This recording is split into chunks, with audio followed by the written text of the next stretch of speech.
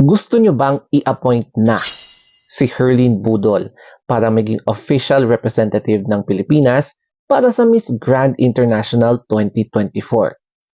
Malay nyo, siya lang pala ang hinihintay talaga ni Nawat para ibigay na ang first ever Golden Crown para sa Pilipinas sa Miss Grand International 2024.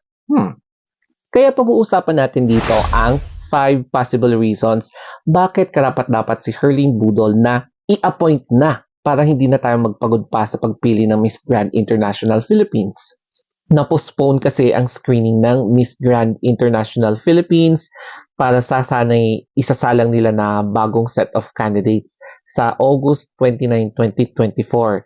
Kaya ito na nga ba ang ibig sabihin ay mag-a-appoint or ire-resched talaga? Ang pinakauna dyan ay yung following ni Herlin Budol. Biruin nyo,